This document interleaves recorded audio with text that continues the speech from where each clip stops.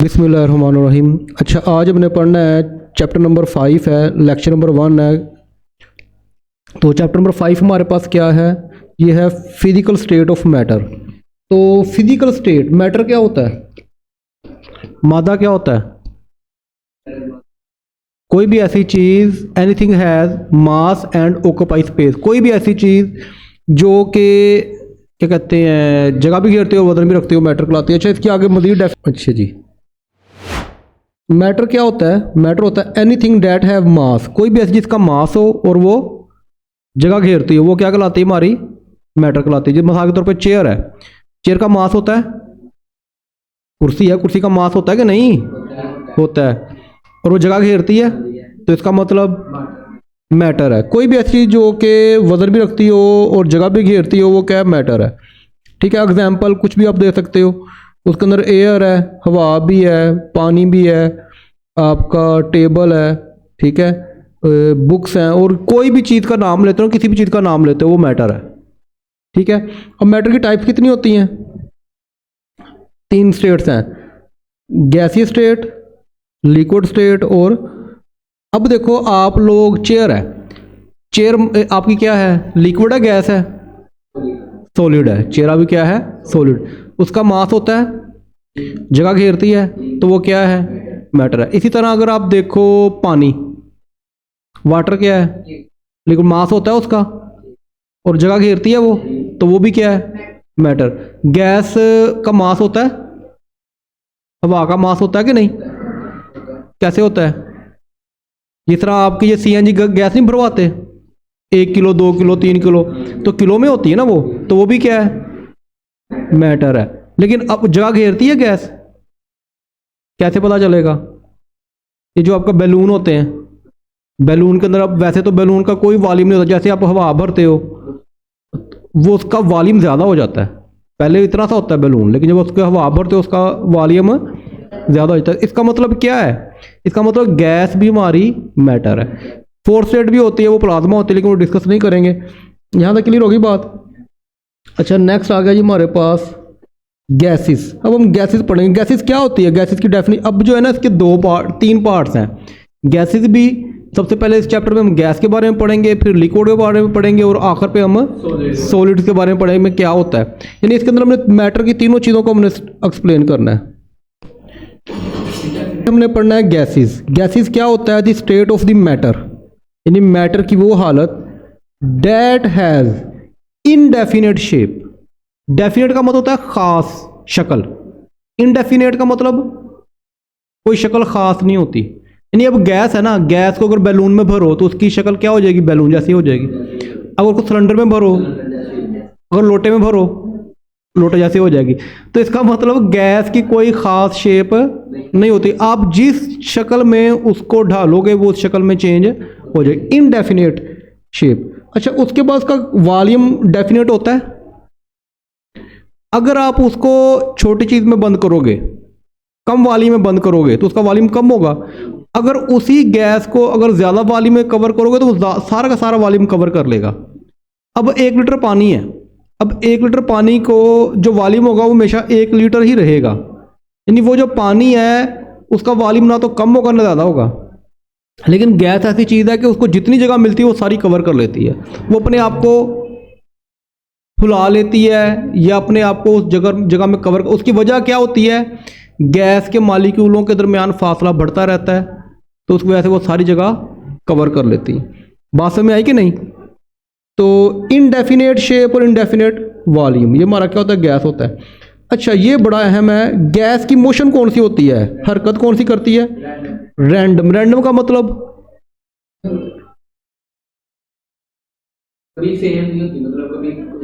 Random motion.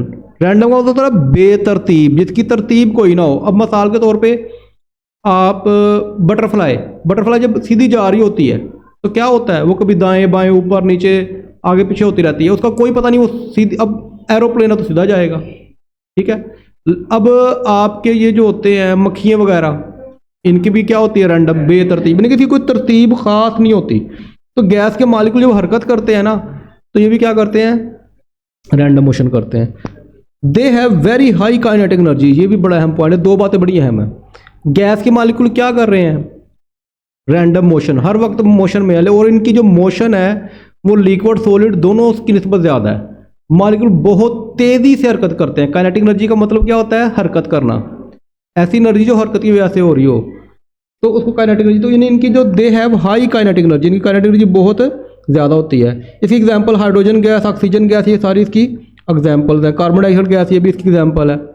आगे बात समझ यहाँ तक, यानी कि इसके अंदर आपने प्रॉपर्टीज पढ़ी हैं। ये 4-5 बातें ध्यान में लाजमी रखनी है। पहली बात क्या था?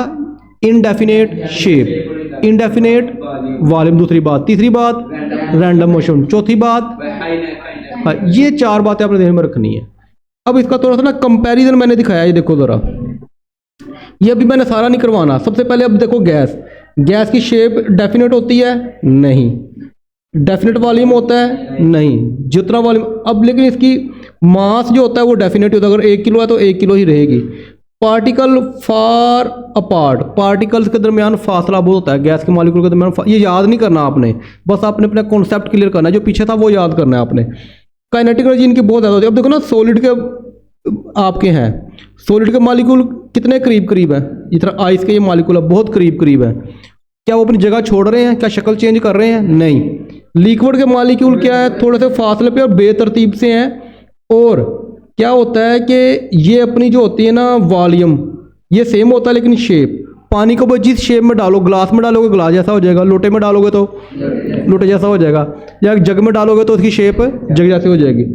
लेकिन अगर बर्फ़ को डालोगे तो बर्फ़ की शेप वैसी ही रहेगी, वो अपनी ही क्यूब्स की फॉर्म में रहेगा। क्लियर होगी? अब देखो यहाँ पे गैस के जो मॉलिक्यूल्स हैं उनके दरमियान डिस्टेंस बहुत ज़्यादा है। गैस के मॉलिक्यूल के दरमियान डिस्टेंस बहुत ज़्यादा है। क्लियर होगी बात यहाँ तक? तो ये 2-3 बातें मैंने आपको समझानी थी। और गैस के मॉलिक्यूल कौन सी मोशन करते हैं? रैंडम। और लिक्विड के मॉलिक्यूल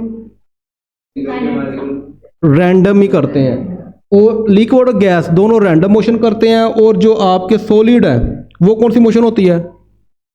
वो वाइब्रेटरी, सिर्फ अपनी जगह पे खड़े होते हैं और सिर्फ वाइब्रेट करते हैं, आगे पीछे मूव करते हैं, जैसे पेंडुलम या झूला जैसा होता है। क्लियर होगी बात यहाँ तक? अच्छा, ये तो इंट्रोडक्टरी हो गया। अब आगे टिपिकल प्रॉपर्टीज के अंदर हम जो पढ़ना है गैस के बारे में, तो इसके अंदर डिफ्यूजन पढ़ना है हमने, फ्यूजन पढ़ना है हमने, पढ़ना है प्रेशर पढ़ना है, एटमॉस्फेरिक स्टैंडर्ड एटमॉस्फेरिक प्रेशर पढ़ना है, कंप्रेशन पढ़ना है, मोबिलिटी पढ़ना है, और डेंसिटी ऑफ द गैसेस। ये हमने सारे टॉपिक इसके अंदर कवर करने हैं। सबसे पहले हमारे पास आ जाता है डिफ्यूजन। डिफ्यूजन क्या होता है? पहले तो आपको मैं इसका ना इमेज क्लियर करूंगा, डेफिनेशन मैंने नहीं करवानी, पहले मैंने इमेज आपका कॉन्सेप्ट बनाना है। डिफ्यूजन का मतलब क्या होता है? डिफ्यूजन का मतलब होता है कि ज़्यादा मिकदार से कम मिकदार की तरफ जाना, हाई कंसंट्रेशन से। अब आप ये देखो, ये हाई कंसंट्रेशन तक यहाँ पे कितने मॉलिक्यूल्स हैं? कोई 10-12 होंगे। और इधर कितने हैं? सिर्फ 3। तो क्या होता है कि मॉलिक्यूल ज़्यादा से कम की तरफ आते हैं। हमेशा चीज़ें ज़्यादा से कम की तरफ आती हैं। यह अल्लाह ताला ने एक उसूल बनाया कि एवरी मोस्टली जो होता है ना आपकी चीज़ें हाई कंसंट्रेशन से लो कंसंट्रेशन की तरफ, हाई एनर्जी से लो एनर्जी की तरफ मूव करती हैं। परफ्यूम है, आप एक कमरे के एक कॉर्नर पे परफ्यूम को यानी कि स्प्रे करते हो तो उसकी खुशबू क्या एक कॉर्नर में रहती है? दूसरे कॉर्नर में क्या होती है? कम होती है। उस कॉर्नर में ज़्यादा होती है। तो क्या होती है? वो हाई कंसंट्रेशन से। बात समझ में आ रही ना? असल में डिफ्यूजन ये होती है, लेकिन इसको कैसे एक्सप्लेन करना है मैं आपको डेफिनेशन के जरिए बताऊंगा। अब ये देखो, मैंने 2 गैसें ली हैं। एक ली मैंने हाइड्रोजन गैस रेड कलर की, और ब्लू कलर की कौन सी ली है मैंने? Oxygen gas. अब मैंने ना इनको बंद किया हुआ रास्ता, ठीक है। अब जैसे ही मैं इनका रास्ता खोलूंगा, अब ये देखो हाइड्रोजन गैस है, वो कौन सी ऑक्सीजन गैस, कौन सी मोशन है दोनों की? Random motion. एक तो ये बात। दूसरे नंबर पे जब ये आप रैंडम मूव कर रहे होंगे तो क्या पॉसिबिलिटी है कि गैस के मॉलिक्यूल आपस में टकराएं? पॉसिबिलिटी है कि नहीं? वो है कि नहीं? तुम्हें कब समझ आ रही है ना? अच्छा जी। तो गैस के मॉलिक्यूल 2 बातें हैं, ये ध्यान में रखो। गैस के मॉलिक्यूल क्या करते हैं? रैंडम मोशन करते हैं और कोलाइड विद ईच अदर, और आपस में टकराते हैं। बात समझ में आ गई कि नहीं? जैसे ही आप इसको ओपन करोगे तो ये वाले जो रेड है इधर आना शुरू हो जाएंगे और ये वाले ब्लू, और थोड़ी देर बाद आप देखोगे कि दोनों तरफ एक जैसे नहीं लग रहे। जो यहाँ पे नजर आ रहा है वही आपको, इसे हम बोलते हैं होमोजीनियस मिक्सचर।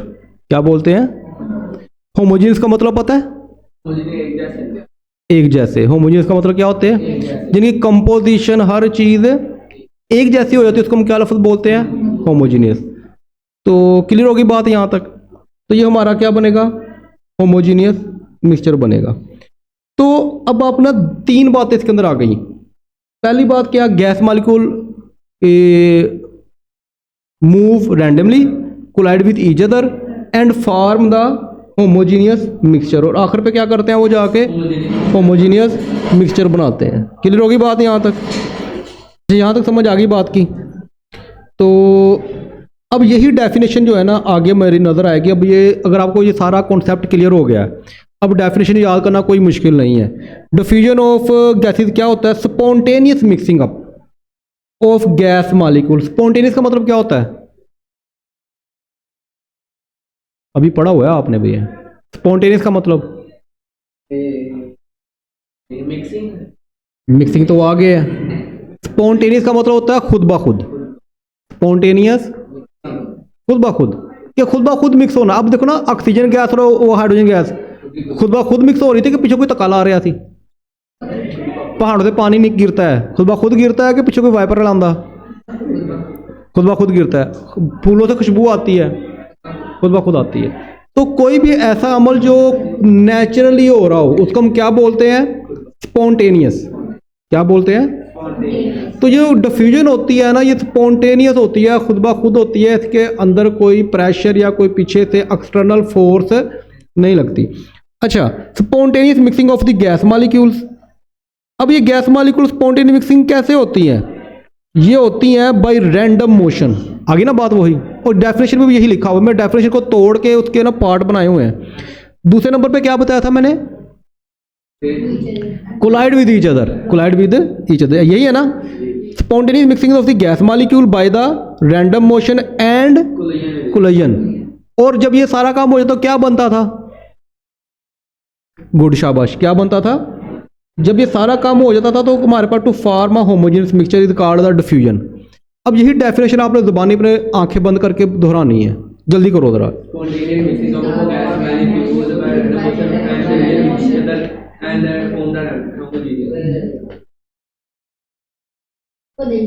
चलो गुड, शाबाश। आगे ना, अगर आप किसी चीज़ को कहानी की शक्ल में बयान करोगे या अपने जहन में रखोगे, इसका मतलब आपके कॉन्सेप्ट क्लियर हो रहे हैं। उसको अपने फादर में जो आपने सबक याद करना है वो भी ऐसे ही करना है। ठीक है, क्लियर होगी बात यहाँ तक? अब ये डिफ्यूजन ऑफ द गैसेज हो गया। अब डिफ्यूजन ऑफ गैसेज जो है ना, इसके आगे हैं ये सारा ना, इसका क्या कहते हैं, डेफिनेशन है। ये देख लो एक दफ़ा, जो आपने भी याद कर ली है। इसकी एग्जाम्पल आपने लिखनी है, spreading of the fragrance of the flower. ठीक है, या आप परफ्यूम भी कह सकते हो, perfume in a room, fragrance of the perfume in a room when a spray in a corner. अपने अल्फाज में अपनी एग्जाम्पल दे सकते हो, और वो ठीक है, कोई इशू नहीं है। अच्छा, नेक्स्ट आ गया हमारे पास इसके फैक्टर्स। फैक्टर का मतलब क्या होता है कि इसके ऊपर कौन कौन सी चीज़ें असरअंदाज करती हैं। कोई भी ऐसी चीज़ जिसकी वजह से डिफ्यूजन या तो ज़्यादा हो जाएगी या उसको हम क्या बोलते हैं? फैक्टर का नाम देते हैं। अच्छा देखो जरा यहाँ पे,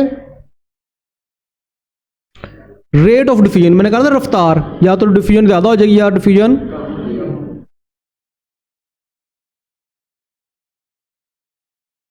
अच्छा, मैंने बोला था कि यार रेट ऑफ डिफ्यूजन यानी उसकी रफ्तार या तो ज़्यादा हो जाएगी या कम हो जाएगी। अब वो किस पे डिपेंड करती है? रेट ऑफ डिफ्यूजन जो है वो डिपेंड करती है आपकी molecular mass of the gas. अगर आप थोड़ा सोचो, डिफ्यूजन जो है ये किसके साथ ताल्लुक है इसका? एक मॉलिक्यूल एक जगह से दूसरी जगह जा रहा है, ठीक है, तो वो स्लो जा रहा है तेज जा रहा है। अगर तेज जाएगा तो डिफ्यूजन ज्यादा होगी, अगर स्लो जाएगा तो इसका मतलब डिफ्यूजन डिपेंड करती है रफ्तार के ऊपर। अब माइंड चल रहा है आप लोगों का? डिफ्यूजन किस पे डिपेंड करती है? अगर आपकी डिफ्यूजन ज्यादा है इसका मतलब रफ्तार ज्यादा है। अब आप ये बताओ, एक मॉलिक्यूल है, ठीक है, वो बड़ा भारी है आप लोगों की तरह, मोटा तगड़ा है, वजन ज्यादा है। एक मॉलिक्यूल मेरी तरह स्मार्ट सा है जिसका मास कम है। अब आप बताओ कि हल्का आदमी तेज भागता है कि भारी आदमी तेज भागता है? जिसका मास कम हो तेज भागेगा। तो अब आप बताओ उसकी डिफ्यूजन कम होगी ज़्यादा होगी? नहीं नहीं, आप बस सोचो ना इसको, जिसकी रफ्तार ज़्यादा होगी। आगे बात समझ यहाँ तक? जिसका मास हल्का होगा उसकी डिफ्यूजन ज़्यादा होगी, वो तेज़ी से मूव करेगा और ज़्यादा उसकी डिफ्यूजन होगी और ज़्यादा वो यानी कि ना रफ्तार होगी। तो इसका मतलब जिसका मालिकुलर मास का मतलब होता है कि जो लाइट मास होगा वो डिफ्यूज़ क्या करेगा? रैपिडली हैवियर वंस, यानी कि जो हल्का होगा वो डिफ्यूज़ ज़्यादा होगा। क्यों? क्योंकि उसका मास कम है, वो तेज़ भाग सकता है और डिफ्यूजन तेज़ होगी। ये एमसी, और इसी वजह से hydrogen gas H2 diffuse 4 time, ये एमसीक्यू के लिए भी अहम है, 4 time faster than the oxygen gas. अच्छा, हाइड्रोजन ऑक्सीजन से क्यों ज़्यादा फास्ट है? कितना होता है हाइड्रोजन का? 1, गुड शाबाश। और ऑक्सीजन का 16 होता है, 8 उसका एटॉमिक नंबर होता है। तो इस वजह से देखो ना, हाइड्रोजन 1 है और ऑक्सीजन 16 है, तो हाइड्रोजन हल्का है और इस वजह से वो ज़्यादा हाइड्रोजन फास्ट है। क्लियर होगी बात यहाँ तक? तो नेक्स्ट बेटा है हमारे पास अफ्यूजन। अफ्यूजन को समझने से पहले मैं ना ये आपको फिगर बताना चाह रहा हूँ, दिखाना चाह रहा हूँ। इसके अंदर आप देखो कि यहाँ पे आपको ये एक पार्टीशन है, इसको बोलते हैं पार्टीशन। यहाँ पे मिलाइट करो, ब्लू कलर की जो गैस है ये हमारी हाइड्रोजन गैस है, येलो आपकी ऑक्सीजन गैस है। यहाँ पे जो मिक्सिंग हो रही है, यहाँ पे सुराख देखो पार्टीशन के दरमियान, ये बड़ा है। यहाँ पे जो सुराख है, अब गैस सिर्फ एक साइड पे है और यहाँ पे वैक्यूम लिखा हुआ उसने, यानी कि यहाँ पे कंसंट्रेशन कम है। बोला था ना मैंने, कंसंट्रेशन कम होती है। और यहाँ पे गैस के मॉलिक्यूल की कंसंट्रेशन ज़्यादा है। यहाँ पे 2 गैस थी, यहाँ पे एक ही गैस है। तो अब वो ये यहाँ से जो गैस के मॉलिक्यूल है हाई कंसंट्रेशन से लो कंसंट्रेशन की तरफ जा रहे हैं, किसके थ्रू? टिनी होल, एक बहुत ही छोटे से सुराख के जरिए, एक बहुत ही टिनी होल के जरिए वो क्या होते हैं, हाई कंसंट्रेशन से लो कंसंट्रेशन की तरफ मूव कर रहे हैं। तो इसको हम क्या बोलते हैं? अफ्यूजन। अगर आपका सुराख बड़ा है तो वो क्या होगा? आपका डिफ्यूजन। लेकिन अगर टिनी होल में से 1 बाय 1 करके, एक एक करके गैस के मॉलिक्यूल हाई कंसंट्रेशन से लो कंसंट्रेशन एरिया की तरफ जा रहे होते हैं, तो उसको हम क्या बोलते हैं? अफ्यूजन। डेफिनेशन आसान तो नहीं है? आसान है। 1 वो देखो ज़रा आप अफ्यूजन की, सिंपल है। It is escaping of the gas molecule, gas molecule का निकलना। एस्केप का मतलब क्या होता है? खारिज होना, वहाँ से निकलना। थ्रू अ टिनी होल, एक छोटे से सुराख के जरिए, इनटू अ स्पेस, स्पेस के अंदर जहाँ पे उसकी यानी कि कंसंट्रेशन कम होती है। स्पेस का मतलब ये है विद लेसर प्रेशर, यानी कम प्रेशर होता है ना, पीछे प्रेशर यानी जहाँ पे मिकदार ज़्यादा वहाँ प्रेशर ज़्यादा है, और जहाँ पे वो खारिज हो रहे हैं स्पेस में वहाँ पे प्रेशर कम है। तो हाई प्रेशर के जरिए कम प्रेशर की तरफ जो निकल रहा है उसको हम क्या बोलते हैं? अफ्यूजन बोलते हैं। इसकी एग्जांपल कोई माइंड में आ रही है आपकी? रोज़मर्रा ज़िंदगी की है। पंचर हुई कई साइकिल, और टायर में क्या होता है? हवा ज़्यादा होती है, लेकिन जैसे पंचर होता है छोटा सा होल हो जाता है। तो उस पंचर में से जब गैस के मॉलिक्यूल निकलते हैं वो 1 बाय 1 निकलते हैं इन्हीं होल के जरिए, तो उसको हम क्या बोलते हैं? अफ्यूजन बोलते हैं। आगे बात समझ यहाँ तक? अब अफ्यूजन का भी क्या होगा? फैक्टर होंगे, तो इसका भी फैक्टर वही नहीं होगा? जो गैस हल्की है उसकी फ्यूजन, और जो गैस भारी है उसकी फ्यूजन कम होगी। आसान तो नहीं है ये? अब ये जो है ना, आपने रट्टा तो जो लगाना ही लगाना है, लेकिन कहते हैं कॉन्सेप्ट प्लस रट्टा सोने पे सुहागा। तो आपको कॉन्सेप्ट भी हो और आपने रट्टा भी लगाया हो, यानी डेफिनेशन प्रॉपर याद की हो, जो अल्फाज दिए गए हैं। वैसे तो आप अपने अल्फाज में अब इस काबिल हो जाओगे कि आप इसको डिफाइन कर सको, लेकिन कॉन्सेप्ट प्लस रट्टा सोने पे सुहागा। क्लियर होगी बात यहाँ तक? तो ठीक है, अल्लाह का शुक्र अदा